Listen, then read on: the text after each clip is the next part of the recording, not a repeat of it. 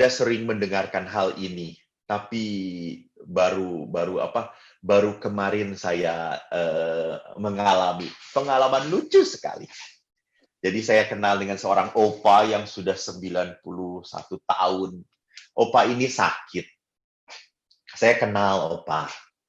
Lalu saya ngomong kepada anak cucunya, saya mau datang, saya mau mendoakan. Oh, Romo, terima kasih. Diberitahulah pada opa ini.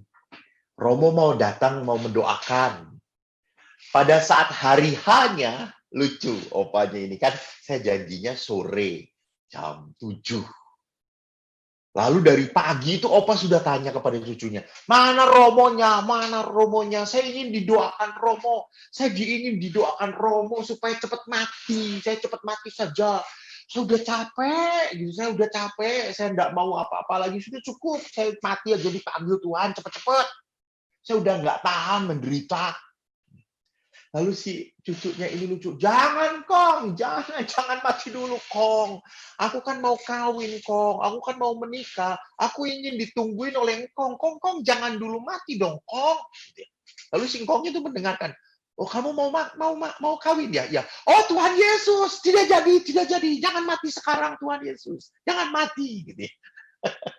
Jadi, apa yang saya mau perlihatkan di saat kehidupan itu melihat berkat, bahwa masih ada orang yang mencintai saya, bahwa masih ada orang yang mengasihi saya, hidup saya berarti.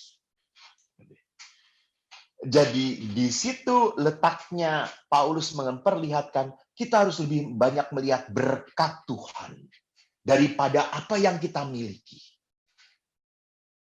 Jadi Paulus lebih mengajak kita untuk semakin peka kepada kehadiran Allah, kasih Allah dalam hidup kita.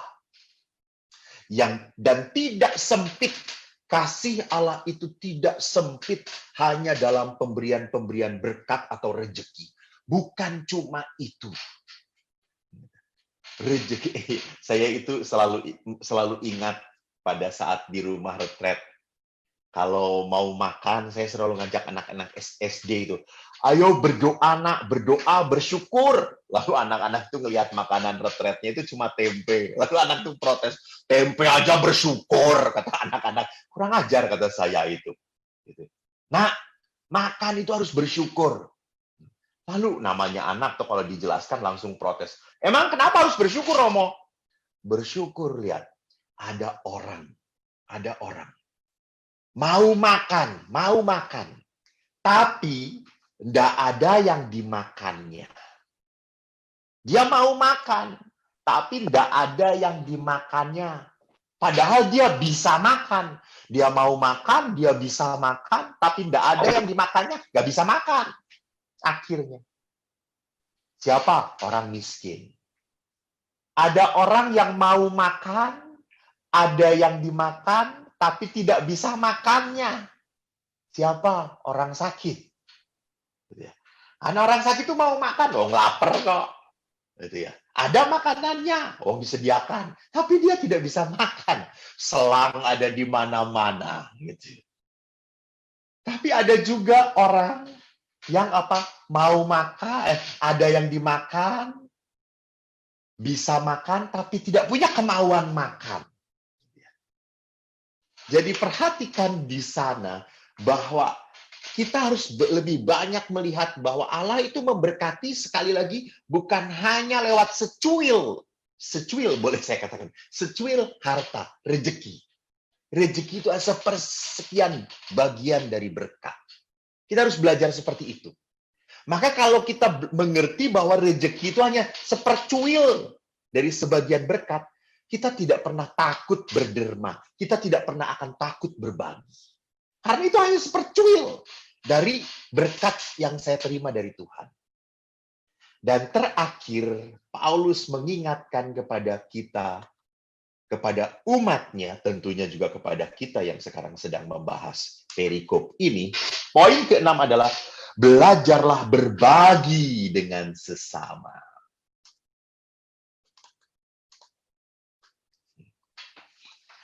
Ini muncul di ayat 18. Sebetulnya kan perikop ini dipotong atau dipotong. Jadi perikop itu yang begitu panjang dipotong-potong supaya temanya semakin jelas. Kalau tadi tema di ayat 2b sampai dengan 10 temanya mengenai penyakit bersilat kata dan mengenai cinta uang. Sedangkan ayat 10 sampai 21 adalah pesan penutup. Jadi ini adalah pesan penutup Paulus yang pertama kepada jemaat kepada Timotius mengatakan bahwa peringatkanlah agar mereka itu berbuat baik, menjadi kaya dalam kebaikan dan suka memberi dan membagi. Jadi Paulus memperlihatkan di sini sebagai pesan kepada umatnya untuk apa? Orang lebih mencintai sesama dan berani berbagi kepada orang lain, kepada yang lainnya. Di situ Paulus memperlihatkan ini pentingnya sebuah komunitas. Komunitas itu hanya hidup dalam apa? Dalam semangat berbagi. Nah, sekarang saya mau meloncati tema ini dalam artian kalau kita sudah menapaki bacaan Paulus tentang bagaimana sikap kita terhadap rezeki, saya sekarang tertarik untuk mengajak Anda melihat bagaimana manusia berjiwa miskin di hadapan Tuhan. Jadi, menjadi orang yang punya jiwa miskin itu tidak perlu miskin. Jadi sekali lagi ya, jadi orang yang berjiwa miskin di hadapan Tuhan itu tidak perlu miskin. Berarti itu apa artinya? Belum tentu orang miskin punya jiwa miskin. Dan nanti saya perlihatkan apa artinya orang yang punya jiwa miskin. Jadi saya akan merunut pandangan kemiskinan dan kekayaan di dalam perjanjian lama. Saya tidak kasih teks. Anda mendengarkan saja. Oma mendengarkan saja. Kalau Oma capek, tiduran enggak apa-apa, Oma. Minum dulu, buat super mie dulu, Oma. Biar tenang. Sambil makan-makan, gitu. Keluarkan bekalnya, keluarkan. Kalau perlu kirim ke romonya di Jakarta. Pakai paket. Jadi, dalam perjanjian lama, kemiskinan dan kekayaan dipandang seperti apa? Jadi kekayaan dalam perjanjian lama. Sekali lagi, saudara-saudara, dalam perjanjian lama. Dalam perjanjian lama, kekayaan itu dipandang sebagai tanda keistimewaan. Berkat Tuhan. Jadi, dalam perjanjian lama, kalau orang diberkati itu, orang itu berarti kaya. Kaya itu berarti apa? Diberkati. Maka Abraham, lihat, diberkati. Musa diberkati. Daud, Salomo, raja-raja yang diberkati oleh Tuhan. Itu bukti, jadi berkat kekayaan, itu bukti bahwa Yahweh berkenan kepada mereka. Yahweh sayang kepada mereka. Maka lawannya, kemiskinan itu dianggap sebagai kutukan. Kemiskinan dianggap sebagai hukuman karena tingkah laku yang salah. Jadi ini akibat dosa. Jadi orang miskin itu karena berdosa. Entah berdosa karena malas, entah karena dia kurang berusaha. Jadi dilihat sekali hitam putihnya, berkat dan kutuknya antara kekayaan dan kemiskinan. Ini dalam perjanjian lama ya, sekali lagi. Di dalam kisah Ayub, mulai ada perubahan. Di dalam kisah Ayub, kemiskinan rupanya terjadi bukan hanya karena dosa. Tapi kemiskinan pun terjadi karena akibat kejahatan orang lain. Jadi semenjak Ayub sampai ke depan, banyak sekali nabi-nabi dalam perjanjian lama yang mengecam orang kaya. Mengapa orang kaya itu dulu diberkati? Sekarang orang kaya dikecam karena apa? Karena orang kaya ini menyebabkan orang lain jadi miskin. Jadi lihat di sini ada perubahan pola pikir bahwa kekayaan itu tidak semata-mata berkat Allah. Bisa jadi orang ini menjadi kaya karena memeras orang yang tidak tahu. Maka ini dikecam oleh para nabi. Dari situasi ini ada dua model kemiskinan. Jadi dari situasi masyarakat yang seperti ini, muncullah sejak perjanjian lama, ada dua model orang miskin. Pertama, orang miskin yang memang hidup miskin, yang penuh kepahitan, tetapi kemiskinan itu tidak hanya disertai oleh situasi yang miskin, tidak punya apa-apa, tapi disertai juga dengan rasa kepahitan, putus asa, berontak, sinis, serakah. Mereka merasa tidak punya masa depan, macet, dan buntu dalam hidupnya. Jadi inilah yang dikatakan orang miskin yang tidak mempunyai semangat miskin. Jadi kan tadi saya mau berbicara tentang manusia berjiwa miskin di hadapan Allah. Jadi orang miskin ini tidak miskin di hadapan Allah. Dia marah. Dia melihat kemiskinan itu adalah sesuatu yang menyakiti dia, yang menyakitkan bagi dia. Yang berusaha dia hindari. Itu tipe pertama. Yang kedua, ada cara hidup orang miskin yang menyerahkan nasib hidupnya kepada Yahweh. Jadi dia menjadi miskin, tetapi dia semakin berserah kepada Allah, kepada Yahweh. Penderitaan orang ini belajar secara khusus. Jadi penderitaan yang dia hadapi, penderitaan yang dia peroleh, dia renungkan sebagai saat bagi dia untuk tergantung pada Allah. Jadi kemiskinan itu bukan sebagai poin untuk mengeluh, untuk putus asa dan tidak punya masa depan. Justru situasi kemiskinan ini dia renungkan sebagai apa? Sebagai kondisi untuk menggantungkan diri pada kerahiman Allah. Maka kebutuhan akan hal duniawi, mereka membutuhkan hal duniawi, mereka pun dalam kebutuhan untuk hal dunia, mereka sungguh membutuhkan pertolongan Tuhan. Jadi ini orang yang punya semangat jiwa miskin. Dia menggantungkan seluruhnya kepada kerahiman Tuhan. Di dalam setiap segi kehidupan, dia sungguh tergantung kepada Allah. Kalau Anda kenal orang-orang ini di dalam kitab suci, dikenal dengan orang-orang Anawim. Jadi Anawim itu artinya apa? Orang miskin di hadapan Yahweh. Kalau Anda tahu, Maria, Yosef adalah orang-orang Anawim. Orang-orang yang miskin dan hidupnya sungguh tergantung pada Allah. Saya ingat sebuah pujian. Bagaimana pujian itu memperlihatkan kemiskinan.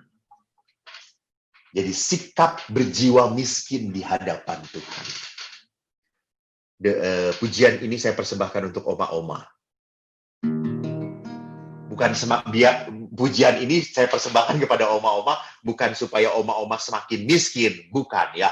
Pujian ini dipersembahkan kepada oma-oma supaya semakin berjiwa miskin, berjiwa tergantung pada Tuhan.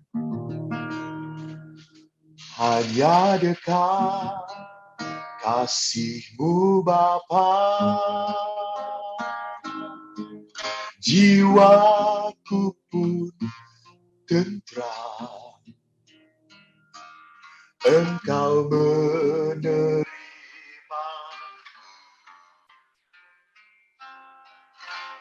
dengan sepenuhnya,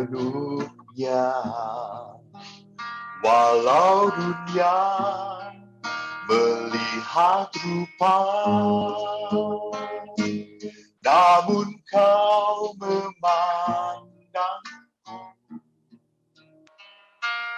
sampai ke dalaman hatiku.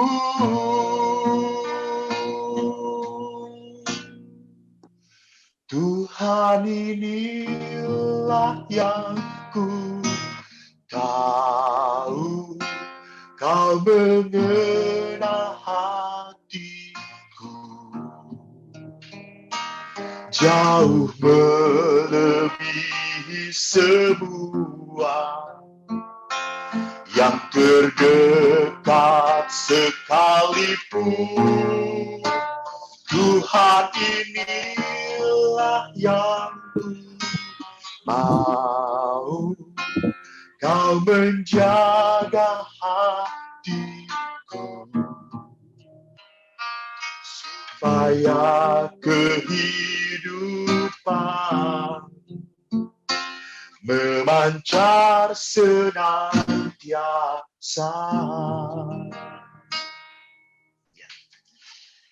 Hanya dekat kasih-Mu Bapa, jiwaku tentram. Jadi orang miskin di hadapan Tuhan, berjiwa miskin, sudah mendapat kepuasan dikala dia merasa dekat dengan Allah. Jadi yang menyenangkan, yang menyukakan jiwa orang miskin bukanlah pemberian-pemberian Tuhan semata-mata. Jadi yang menyenangkan bagi orang yang berjiwa miskin adalah apa? Kasih Allah. Kedekatan dia dengan Tuhan. Dia sangat tahu bahwa Tuhan itu adalah Maha Kasih. Maka jiwa dari orang yang berjiwa miskin, orang-orang Anawim, itu saya perlihatkan ada A, B, C, D. 4 ciri khas orang yang berjiwa miskin. 4. Pertama, orang berjiwa miskin itu tidak berkuasa. Jadi dia itu memang tidak menunjukkan kehebatannya. Nah, orang miskin itu kan maaf ya, kan tidak bisa diandalkan apapun gitu ya, diminta apapun, oh aku miskin kok, gitu kan, duwe apa-apa gitu ya. Itu. Jadi orang miskin tidak pernah punya kuasa untuk ditunjukkan. Seorang miskin tidak pernah menggunakan power. Nah, seorang miskin hidupnya sederhana. Tidak penuh tuntutan, tapi dia penuh harapan. Jadi seorang miskin dalam kehidupan bukan orang yang selalu berontak, bukan orang yang ingin dihargai, ingin diperhitungkan. Kan ada orang tertentu gitu ya, kalau di tangan sekarang sedang rame tuh di YouTube itu rame-rame. Kalau orang sedang ditangkap sama polisi sudah tahu salah gitu ya. Tar, saya kenalan, saya punya kenalan jenderal. Anda tidak tahu saya ini anaknya jenderal, gitu ya. Jadi, oh ya sudah, boleh silakan, gitu ya. Saya bahkan lebih punya pengalaman memalukan. Gitu ya. Saya ingat waktu PSBB di Jakarta ini, di mana orang tidak boleh jalan-jalan, ditutuplah. Lalu beberapa umat ngomong, Romo yuk kita, karena pada saat itu pesta Bunda Maria apa aku lupa. Lalu beberapa umat, Romo kita ziarah yuk. Jadi dekat rumah kami di Tangerang, itu di Rangkas Bitung ada Gua Kanada. Lalu ada beberapa orang, ya sudah kita naik motor yuk naik motor gitu ya. Lalu kami naik motor, saya nggak tahu jalan, saya di belakang. Tiba-tiba sebelum masuk kota Rangkas Bitung ada perhentian, jadi checkpoint. Jadi dilihatkan ini kan tidak boleh kemana-mana, tidak boleh masuk ke Rangkas Bitung. Gitu. Kurang ajar pas checkpoint itu saya suruh di depan sama umat-umat saya. Romo di depan. Mereka berpikir Romo ini seperti Musa, pasti menyelamatkan umatnya. Lalu pada saat yang jaga itu saya nggak ngerti tentara gitu. Mana Bapak KTP-nya gitu ya. Lalu saya lihat KTP. Di KTP saya itu memang pekerjaan saya pastor gitu ya. Ini Bapak pendeta pemuka jemaat malah membawa umatnya jalan-jalan. Bagaimana mungkin ini pemuka jemaat tidak memberi contoh yang baik dan benar? Kembali lagi, gitu. Lalu saya berkata, baik Pak, saya salah, saya mengaku salah, saya kembali Pak, saya balik lagi. Yang lucu umat-umat saya kurang ajar, gitu. Lalu mereka mau, mana KTP Anda? Saya pengikut pendeta itu. Jadi saya malu, udah pastor masih nggak, memberi contoh yang tidak baik dan benar. Jadi apa yang saya mau perlihatkan, orang miskin tidak akan pernah menunjukkan bahwa gua kenal ini, gua tidak akan pernah menunjukkan kekuasaannya. Maka dia menjadi orang yang dalam tanda petik setia, gitu ya. Ya kalau harus ngantri, ya ngantri. Itu semangat miskin, gitu. Nggak perlu nyundul. Kalau harus tidak perlu nyogok, ya nggak perlu nyogok, gitu ya. Itu orang yang berjiwa miskin, gitu. Jangan sedikit-sedikit gampar aja pakai duit, nanti juga beres urusan, gitu ya. Jadi orang miskin tidak pernah mengandalkan apapun selain apa? Selain harapan yang terbaik. Kedua, orang miskin menghadapi sesamanya dengan hati terbuka. Jadi orang miskin kalau didatengin orang lain tidak pernah curiga. Ya pasti toh mau ngapain gitu ya, orang nggak akan pernah minta sumbangan kepada orang miskin gitu ya. Karena ada orang tertentu, baru saya ingat pernah telepon seorang bapak-bapak, dia bukan Katolik, lalu saya telepon mau mengucapkan terima kasih gitu ya gitu. Karena saya gaya bicaranya mungkin kayak orang bank gitu ya. Bapak, saya gitu langsung ditutup. Mungkin dia takut bahwa saya meminta sumbangan gitu kepada dia. Jadi lihat, orang miskin didatangin orang lain tidak pernah merasa orang lain itu sebagai ancaman. Maka orang miskin selalu terbuka kepada orang lain. Dia bersedia berbagi dirinya kepada orang lain. Orang miskin tidak pernah menghakimi, menuduh orang lain. Ini sekali lagi adalah orang yang berjiwa miskin ya. Saya mengatakan itu. Jadi, suku Anawim ini, orang-orang Anawim ini, dia berani rela mendengarkan kecemasan, kekecewaan, keterbatasan, bahkan dia tetap mentolerir kesalahan orang lain. Jadi dengan orang miskin, orang itu akan merasa aman, tidak disalahkan, tidak dipojokkan, tidak dihakimi. Jadi orang miskin itu selalu membuat orang diam di dekat dia dengan tenang. Yang ketiga, orang miskin adalah orang yang menaruh hormat pada penderitaan orang lain. Dan dia menaruh hormat pada penderitaan orang lain, dan dia bukan tipe orang yang kikir, takut mengeluarkan uang. Ia tahu bagaimana melayani Tuhan. Mari kita lihat 1 Yohanes bab 3 ayat 17. 1 Yohanes bab 3 ayat 17. Barang siapa mempunyai harta duniawi dan melihat saudaranya menderita kekurangan, tetapi menutup pintu hatinya terhadap saudaranya itu, bagaimana kasih Allah dapat tetap di dalam dirinya? Jadi seorang yang berjiwa miskin adalah orang yang tadi hormat pada penderitaan orang lain. Dan dia tahu memuliakan Tuhan itu berarti apa? Membuat orang lain menjadi lebih baik. Pada saat ada orang yang membutuhkan, dia berikan. Istilah yang mudahnya adalah apa? Orang miskin, berjiwa miskin adalah orang yang mudah tergerak tangannya, kakinya.